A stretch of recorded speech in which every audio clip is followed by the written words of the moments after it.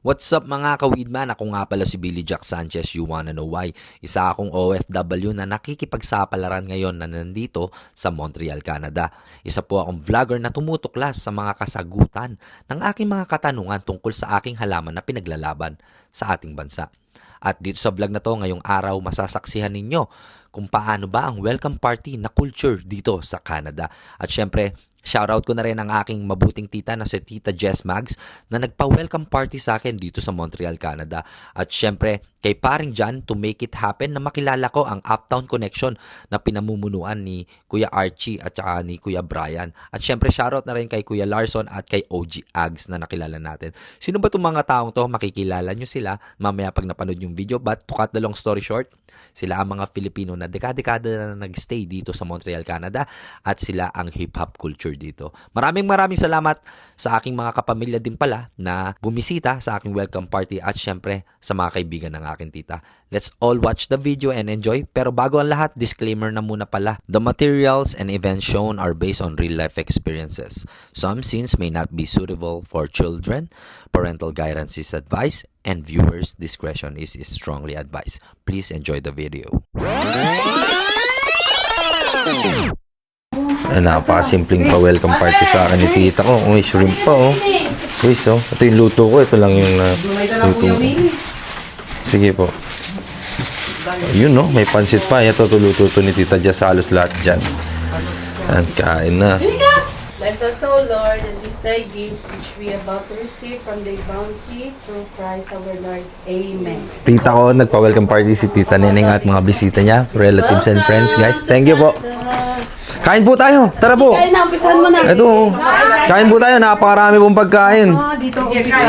Uy, sino po may dala nitong crispy pata? Pampabata. Thank you po. She's a lady. Mga kamag-anak namin, guys, sa kaibigan ni Tita. Binisita ko, dami regalo. Ayun, sama po kayo sa vlog ko. Hello, guys. Ayan, mga friends ni Tita Neneng.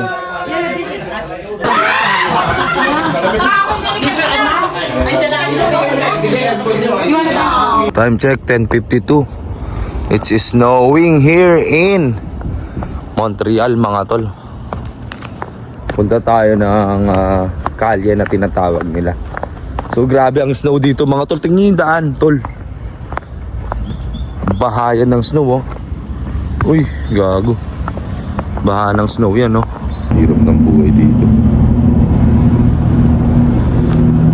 Hirap ng buhay dito, pare. Pupunta tayo sa sukali, tapos nakakita tayo ng homeless. Marami talagang mga homeless dito, pare. Sama na natin si Tropang John ulit. What's up, brother? What up? Check na check. Na naman. Inom. Ano ba? Inom ba? Ba't na? Na naman. Hindi naman check. Inom na naman. Okay.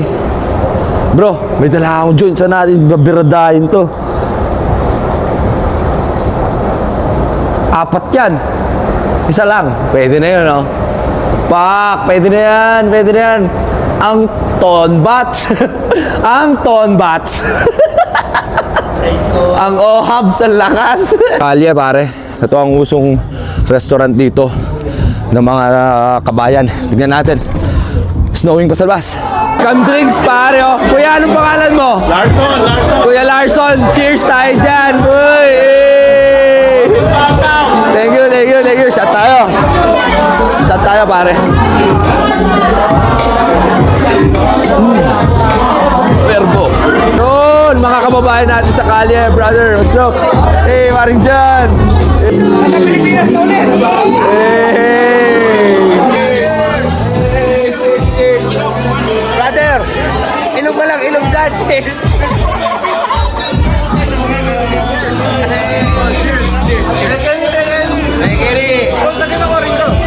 Angeles. Mexico, tol. Oo. Kuya Archie, mga tol, nandito tayo sa kalye at inalok tayo ng kahit ano daw ordering ko. Napakabait. Pero siyempre, hindi lang tinapusin yan. Thank you to sa initiative ng pagiging mabuting tao, Kuya Archie. Salamat, ha. Ikaw lang magiging rides ko. Oo. Tawag ka lang. Saan mo gusto pumunta? Talaga? Let's go! Mga tol, kami ngayon nag-snow lamang. Ayan, pakita mo, brother. At talagang napaka-lamig at ginaw ngayon dito sa Montreal. Ilan degrees tayo, Kuya Bray? Ngayon? -2. -2. Ito pa lang yung tinatawag na -2. OG Ags. Ito pa lang yun? Hell yeah! Grabe, no? Kasi Kuya Larson, ilan taong ka na pala dito? Ikaw muna unang tanong ko. Ilan taong ka na dito? 14 years. 14 years, bro!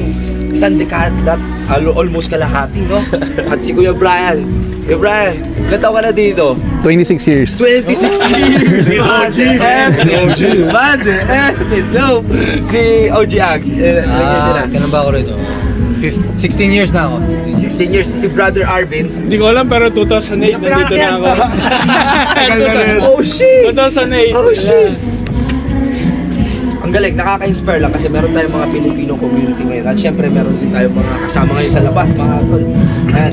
Si, brother, what's your name, bro? Boy. Michael, pero yung Tagalog niya kasi mga tol, ba't ako nag-English? Kasi parang sabi ko, foreigner ka eh. Yeah, he's half, half Albanian. I'm born here, but I can speak Tagalog. Nice. And nice tambay ka, Pino. Yeah, man. Nice. Pio Pabuena, bro. At kuya, ano pangalan mo? Pippen tol. Kuya Pippen, hindi po pala. At sir, ano Stephen! Kuya Reggie, kaya po sir. Kuya Randy, ayan, at nakita niyo naman po at halos ang mga napuntahan ko na, mga certain ethnicity ng age is around 25 at least minimum pataas, no? So, kaya mga kuya, as one, dito sa Montreal, masasabi ko lang kasi ito, first time ko at nag-iisang bar na napunta ko pa lang, na naunahan ko, is Calye. So, kumusta naman po muna ang night industry dito pag ganitong winter? Ngayon, medyo sakto lang naman pag winter kasi kadalasan almost lahat naman ng businesses talagang pag mga winter medyo sakto lang yung mga taong Oo, pumapasok. kasi sa Laginaw, no? Maginaw. Paano nyo na-survive yun, yung ganong klaseng problem sa business nyo? As a business Tamang lang, ipon lang pag summer. Talaga mag-ipon Nice ka sa strategy actually. Oo. Thank you doon, no? Ayun, meron tayong nalaman na Ngayon baka talaga kasi pagdating ng winter, katulad to, hindi mo ina-expect na mag-snow. Ang ganda ng weather kanina. Biglang gaganto. So, mga tao tinatamad magsilabasan. Oo. Yung na hindi ko expect, napakanipis ng aking suot. Kung mapapansin nyo guys, kala nyo mukha lang makapal yan. Yung sa kanila yung makakapal na suot. Kasi kanina, wala kaming snow pare. Anyways, OG Ags, ikaw ilang years ka na dito? Like I said, 16 years. 16 years? Yep. Wow, solid yun. So, TST ka din. TST kasi si paring dyan. Tempo Street, nag-video ngayon, shout out to you. Tempo Street Familia, Tempo Street Organization from Punta Santa Ana, Los Santuario Hood. Uy. Tempo Street Organization, peace up sa inyo dyan. Shout out. Ayan, kapatid nyo si Yoshi. Hell yeah, Yung lakas kinanta tama. ko kanina. Yung kinanta ko kanina, lakas tama. Lakas tama. Anyway, Yoshi, ang angas Kobayashi. sa mga kapatid mo dito. Huwag kang magulo masyado. Lakas tama nga. Ang kulit mo! Ang kulit mo! Tol. Hindi, nakukulitan. Sorry tol, kapatid niyo. Sorry lang. Okay, sorry, Nakukulitan kasi ako kay Yoshi. Hindi, okay lang. Ang kulit niya. Babaero ka Lakas masyado. tama nga kasi. Oo. Trademark Di- talaga. Trademark niya talaga. Dapat i-disclaimer mo yun, tol. Kasi papamarisan ka ng mga kabataan. Meron siyang puno. Papamarisan ka ng kabataan. Ang aralan ni Utol. Hindi, totoo naman kasi. Tama naman. Kung Muslim ka, sige ako ipabayag pa, hindi ka naman eh. Maintindihan ko sana eh. Mag-Muslim ka kung gusto mo magbabayag ng marami. Payo ko lang bilang kapatid. Oo, tol. Anyways, OG, tanong ko lang, nung panahon mo, within the 16 years, meron din mga OG fights dito, like hood fights na sinasabi. Madami. You can refer to Tito It's alright, man.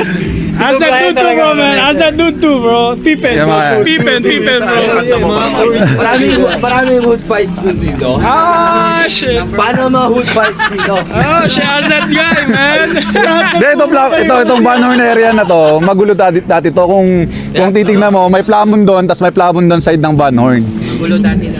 Dito yung mga tipong mga pag pumunta ka sa teritoryo doon, habulin ka talaga ng itak doon. Kasi pagdating dito, Filipino side na to. So marami rin. Pero ngayon okay na, after 2003, tumahimik na eh.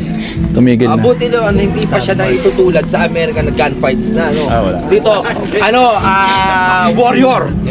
Hindi, itakan naman dito, itakan. Pero masakit. Hindi masakit. Mas gugustuhin yung mabaril kaysa maitak na yun.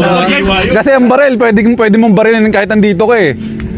Pero pag naitak ka yun, mas mahirap yun, man. Hindi naman, gusto mo gumatik, Masaksa ka, man. mabuhay ka mo eh. Di ba nga sabi nga nila, Kunit yun. sabi nila pag may baril, sumugod ka. Pag may itak o pag may kutsilyo, tumakbo ka. Ayun ang kasabihan, man. Dapat yun, ano. Well, anyways, ayan, naniniwala naman ako sa ganyan. Maalis natin sa mundo yung mga ganyan, such small things na misunderstanding na tinatawag sa street culture ng bawat neighborhood at syempre ng pinamumulukuran ng mga tao. Kung mapapansin nyo, pagkwento lang ako, in a street culture kasi mga tol, lalo na sa hip-hop or something like pride as nations, nung unang panahon kasi may discrimination na tinatawag. So, doon talaga naging punot dulo ng mga bagay na hindi kasunduan ng mga tao. So, sana matanggal ang discrimination with anyone, any nations. Let's all be one. Yun lang ang masasabi ko kasi marami pang kaguluhan pero let's start with peace. Lalo na dito sa wheat. Anyways, no? Kasi sabi ko sa inyo, nandito ako sa isang bansa, nagdala ko eh. Ano? At ang mga tao dito ay hindi magagalit kahit maamoy ka nila na amoy kambat. Wala, no? Actually dito, men, 70 to 80%. Sabihin mo ng 90. Lahat ng kabataan dito, karamihan doon, halos na, kung hindi man sila user, pero na-try na nila. Karamihan dito. Ito pero yung importante talaga to mga boys, no? Kuya Bray, kung tatanungin lang kita, kung maliligal man ang ating weed sa Pilipinas, handa ka ba isa sa mga maging kauna-unahang Pilipino na magtatayo ng dispensary dito? Sigurado. Negosyo yan eh. Business yan eh. Mike Oo Sweet naman. ng Pilipinas ng Montreal to, bro, man. Mike Sweet, bro. Dito. Tapos ang i-specialize mo, okay lang ba sa'yo na kukuha ka ng stocks ng ating pinagmamalaking local weed sa Philippines para matikman ng mga banyagang Oo naman, syempre. Oo naman. Talagang Sa atin, no? What the fuck, man? Ba't di nila ayaw nilang i-legalize? wala tayong kasagutan dyan, kuya. Kaya, si Robin Padilla lang ata nagsusulong eh, di ba? Medicinal. Hindi, mga kuya, yung mga hate na nararamdaman natin, siguro masasabi ko lang bilang sa weedman ng Pilipinas, representing na rin sa lahat ng mga nag-smoke. Ano, ito po hindi natin masasagot kung bakit hindi pa siya legal. Kasi ganito po yan, kailangan mapagkasunduan yan ng mga government officials. At syempre, sa mga government officials na handa pong makipag-ugnayan sa akin, sa aking magandang ideya, i-reach out nyo lang po ako sa mga willing po mag-take ng risk at syempre pagandahin ang ekonomiya ng Pilipinas dahil kaya naman natin mag-champion kahit sa isang industriya lang. Ito tanong ko bro kasi ito naririnig ko lang, ayaw ko lang totoo. Totoo bang non-available ang yun nga, chongke? Totoo. totoo yun, non-available talaga. What the fuck, eh? Kasi baliktad eh, dapat shabu nga dapat ang dapat ang iano nila eh, di ba? Talagang pag nahulihan ka ng chonke, pare, talagang kulong ka. Kulong ka. Kahit 1 stick, right? Kahit you can get out of the... Doon. Kahit basta sumobra sa grams ng 0.5 grams. Parang ganun. 0.5 0.5. Ang damot nyo. No, 0.5. Di ba? Ano na yun eh. Anyways, mga kuya, dahil dyan, thank you sa oras nyo ha. Salamat. Thank you paring dyan. Thank you. Thank you. Ayan, Kuya Archie, mananalo tayo tonight? Palagay mo? Panalo yan. Panalo tayo. Kabado yun si Kuya Archie. Tingin nyo. Kabado eh. Mananalo tayo tonight, guys. Ano yan? Meron kang... Ito pa welcome sa akin ni Kuya Archie. Ang pangis niya talaga, tol. Pina-welcome niya na tayo ng Cuervo. Pina-welcome niya pa tayo ng magkano yung pina-welcome mo sa akin? $150.